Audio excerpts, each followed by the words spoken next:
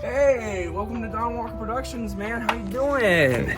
Hi, I'm Don Walker. I am the face of Don Walker Productions, and I'm here to just kind of talk about myself and my business and my origins. Right now, we're working on my office. This is my media room. I have product in here. When you come into, if you ever visit Don Walker Productions, I have a bunch of stuff in here for sale, a couch, and a place to hang out. It's a lot of pouring and pulling latex, but in terms of what I do, I pour latex, I pull latex, I sculpt, I make molds, I paint the latex, I do all of the fancy outsides. I like to do all the artistic stuff, and my dad, who is the other half of the company, is the one that does all the structuring. So, Don Walker Productions, I do most electronics. I also do custom bases for heads and some of the props. It's a learning experience. That's what I do. We'll go to my side of the shop. This is a project. This is a prototype that we were working on called Mother Mouse. Still deciding on some elements of the design, but essentially that coffin over there, she will sit up, turn her head or her body, we haven't decided, and spit water out. Here you can see some of the new products. This is stuff that's going to MHC with me. The Midnight Crawlers, the Bone Angels. These are the severed heads. This is the big one and the small one. Carney Arnie. This is my Damien sculpt I'm working on. This is for a groundbreaker that I'll be bringing to MHC. This is my board that I use to tell myself what I need to do. This is my sculpting table. You'll notice that I have a bad tendency to start a bunch of projects, so that's why I have one sculpt over there. And these over here, you'll notice those are two different types of clay. That one, Damien, is monster clay, and these two are red clay, and that's why they're covered up. As we move in over here, this is my painting station. I'm working on Nuclear Executioner right now. I believe this is the one that will be taking MHC with me as well. Rory was nice enough to purchase the prototype Nuclear Executioner. And this is just what the one at the show will kind of look like. It's not done yet. See, I got all sorts of skeleton parts, chemical cabinets. So I got my, there's some silicone in here and some foam. Some hands and some heads and stuff like that. Nuclear Executioner blank. So these are some of the molds. I'm still working on organizing. I'm actually gonna probably do a clean out, make some master copies and throw some out because I need space. Come over here. More molds, like way more molds on this side. And then as we come in over here, we actually have a really nice display table here of a bunch of blanks. Carney Arnie, severed head. This is the big severed head. There's that little severed head. Midnight Crawler, and this will be cool because you'll hang this up on a wall and it's like a big decor piece. This is something new that I'm working on. This is a commission for a haunt.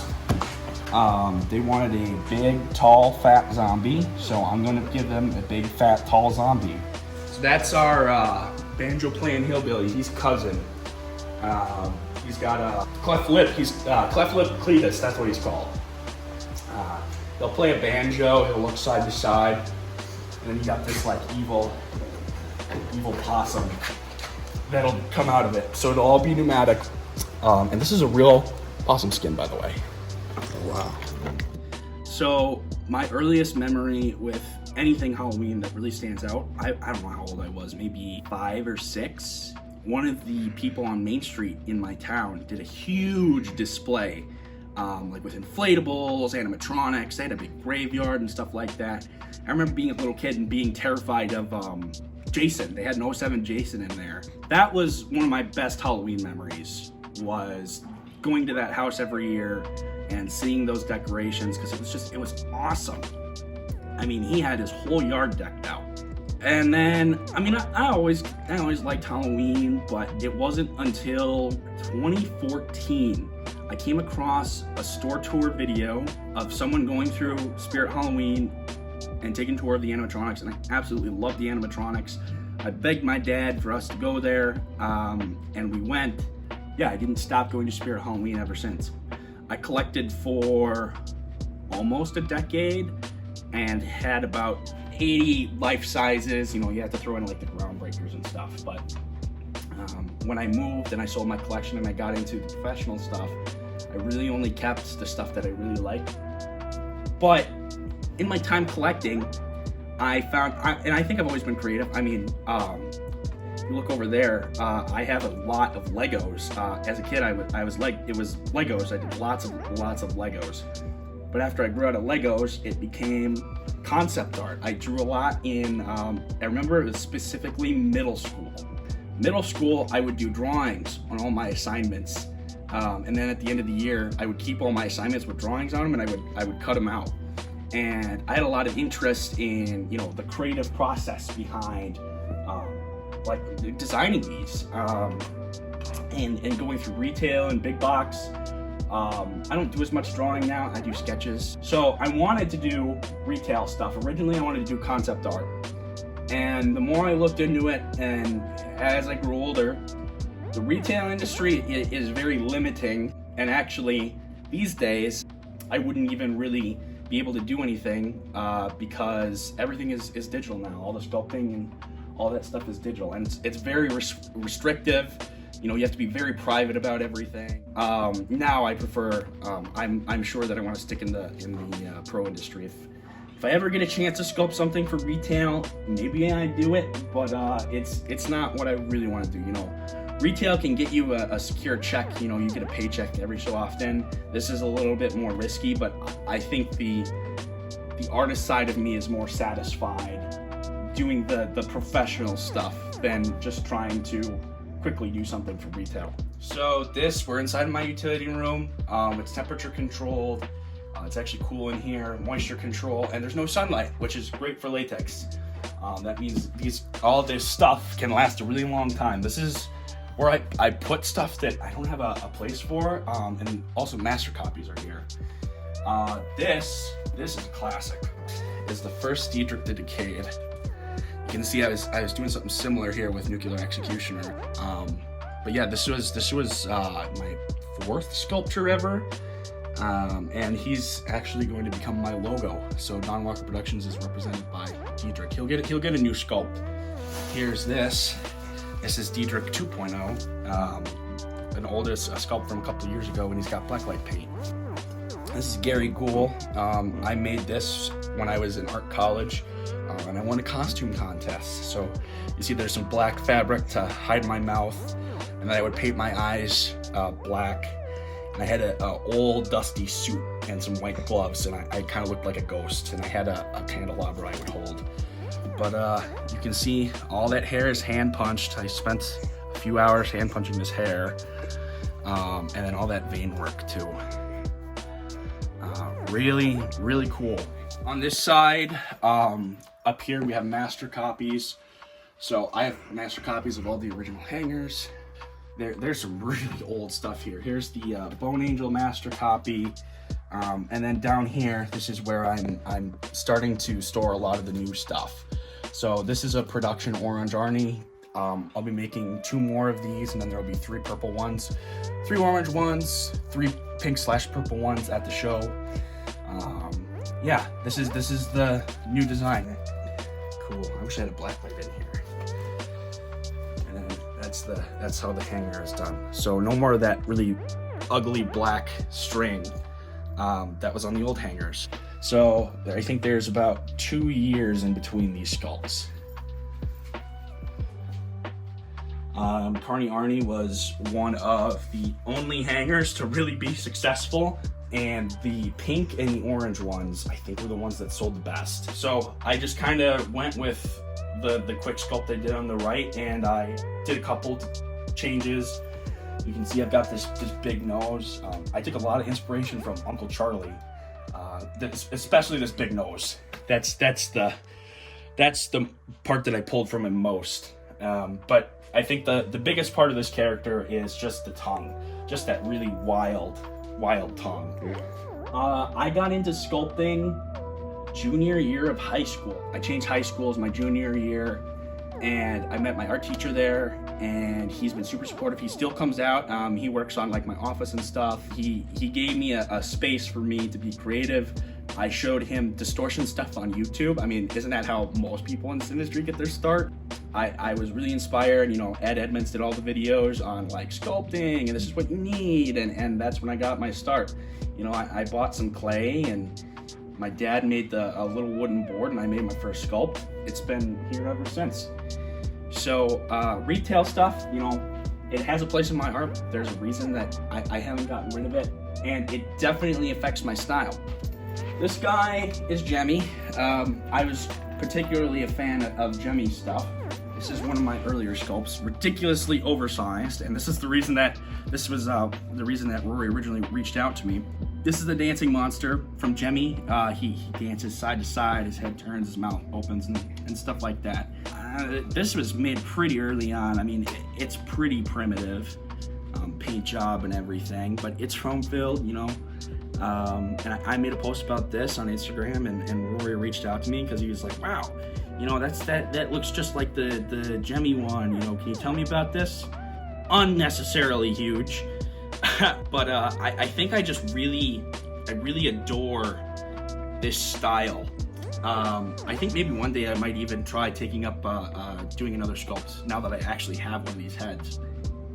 Again, this is like very early on in my career, but this stuff has a heavy influence on what I do now. So these are the Midnight Crawlers. They're a piece for Midwest Hunters Convention for my lineup.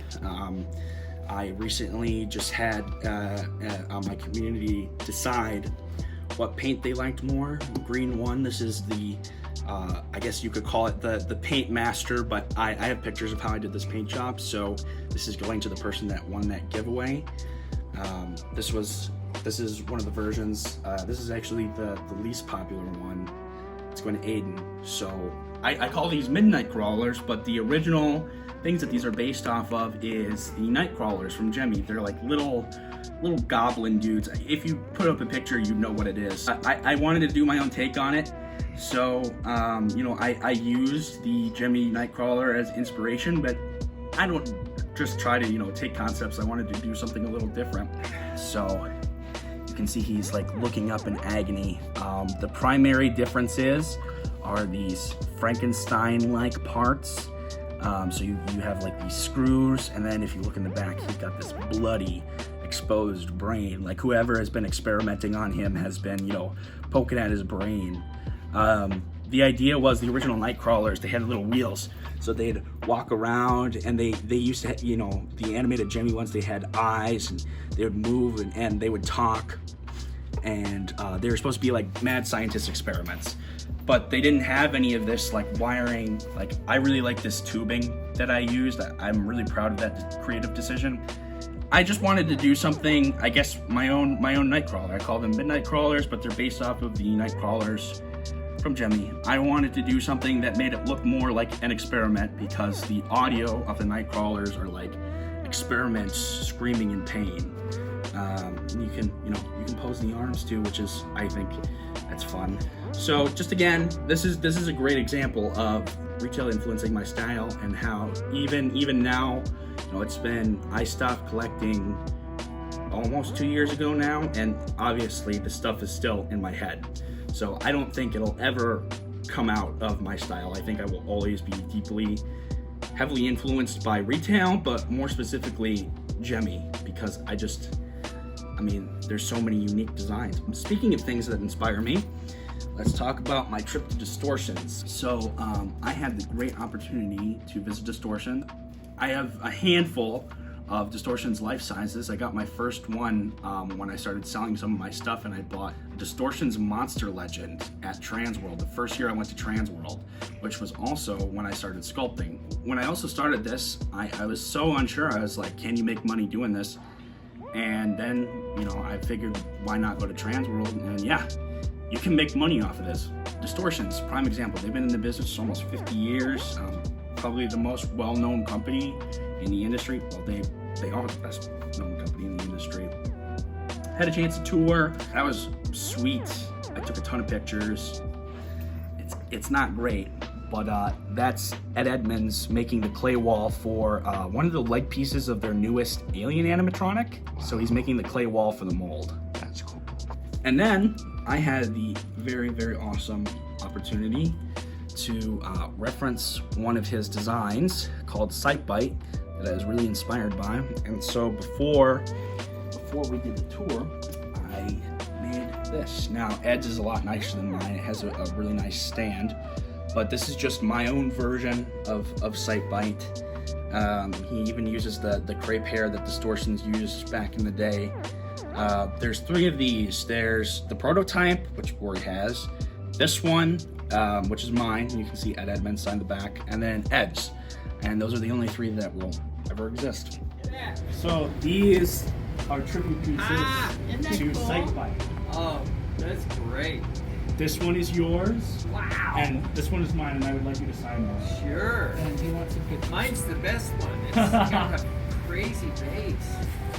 But yeah, this just goes to show Distortions also have a heavy influence on my work. Ed Edmonds, super cool guy, and he's great at encouraging people to get to work and find success in this industry. Here we just have some projects, some life sizes that we have to store away. This is Grandpa. That's Grandma. These 2 were used out in the haunt that I was making that zombie for. She'll pop up. She has a pneumatic cylinder at the haunt.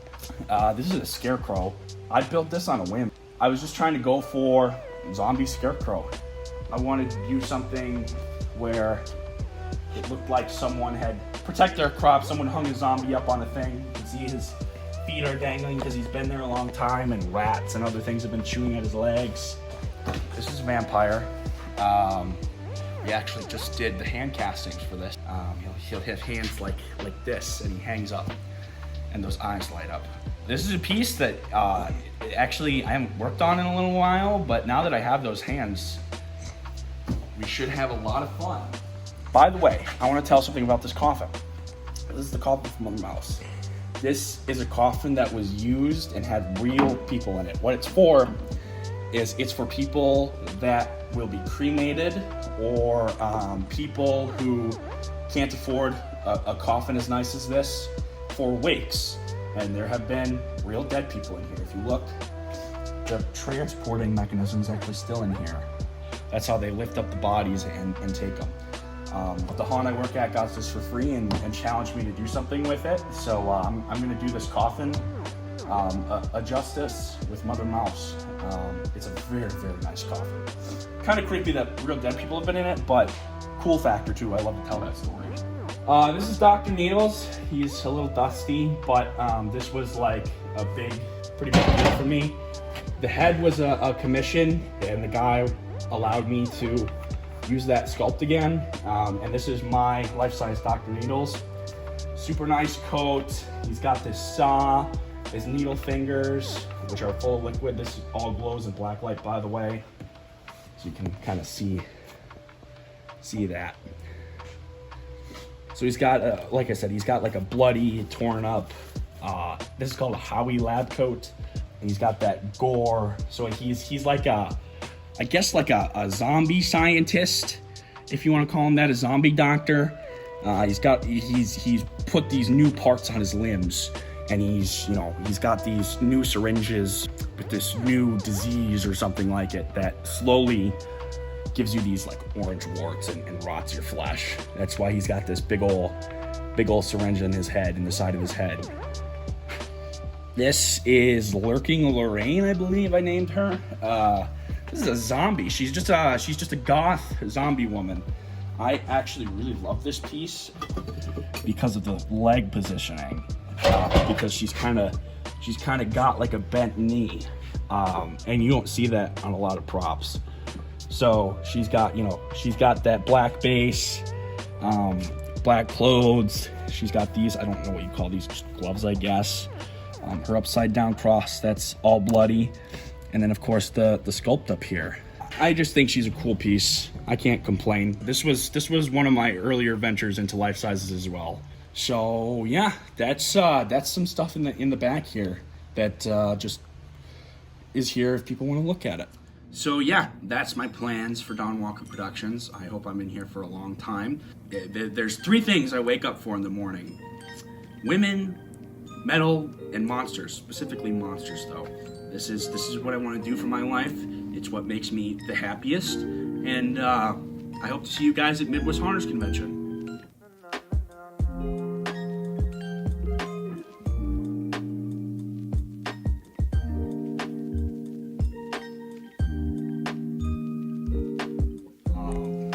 Yeah.